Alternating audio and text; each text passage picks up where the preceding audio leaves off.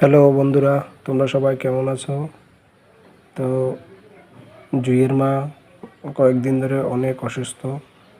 তো কী করবো, আজকে নিজে রান্না করলাম। আজকে মাংস রান্না করলাম। প্রথমে আলুগুলো একটু তেলে হলুদ মরিচ দিয়ে ফ্রাই করে নিলাম।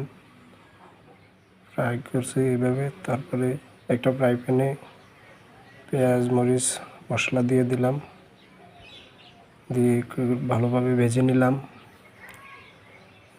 এভাবে ভেজে ভেজে তারপরে হলুদ দিলাম।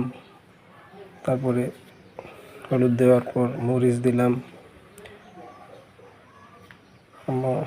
আমরা কাঁচা মরিচটা খুবই কমই ব্যবহার করি তরকারিতে, তাই গুঁড়ো মরিচের ব্যবহারটা একটু বেশি করি। যেখানে একটু গুঁড়ো মরিচটা বেশি দিলে তরকারিটাও লাল লাল দেখা যায়। এভাবে সব কিছু নেড়ে চেড়ে ভালো মতো ফ্রাই হওয়ার পর মাংসগুলো দিয়ে দিলাম। তারপরে মশলার সাথে সবগুলো মাংস ভালো করে নেড়ে চেড়ে মিক্স করে নিলাম। মিক্স করে একটু ভালো করে কষিয়ে নিলাম। তারপরে একটা ঢাকনা দিয়ে ফ্রাই প্যান ঢাকনা দিয়ে ঢেকে দিলাম। এভাবে ঢেকে দেওয়ার পর কিছুক্ষণ পরে উঠিয়ে আবার নেড়ে চেড়ে দিলাম।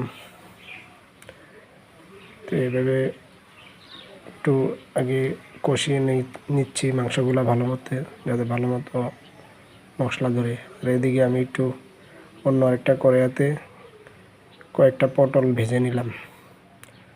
পটল ভাজি খাবো বলে কিছু পটলও ভেজে নিলাম। পটল ভাজি, এখন বাজারে পটল সবজি প্রচুর পাওয়া যায়।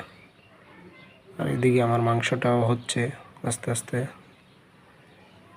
একটু নেড়ে চেড়ে ভালো করে কষিয়ে দিলাম। তারপরে আলু দিয়ে দিলাম। ভাজি করা আলুগুলা মাংসের সাথে দিয়ে দিলাম। এগুলোও মাংসের সাথে মিক্স করে নেড়ে চেড়ে মশলা একসাথে মিক্স করে নিচ্ছি ভালোভাবে। নাড়াচাড়া করে মিক্স করছি। তারপরে পানি দিয়ে দিলাম পরিমাণ মতো। আমরা একটু ঝোল ঝোল খাই, তো তাই একটু বেশি পরিমাণে পানি দিই। তারপরে আবার ঢেকে দিলাম। এভাবে ঢেকে দেওয়ার পর কিছুক্ষণ পরে উঠিয়ে ফিরে আবার নেড়ে চেড়ে দিলাম। মাংসটা ভালোভাবে সিদ্ধ হওয়ার জন্য এবং যাতে ঝোলটা একটু মাখা মাখা হয়, এজন্য কিছু সময় ভালোভাবে ফ্রাই করলাম।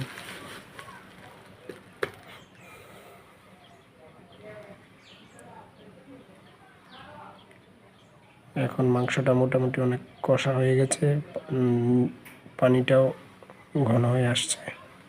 তারপরে উঠিয়ে নিলাম। এই যে মাংস তরকারি রেডি হয়ে গেল।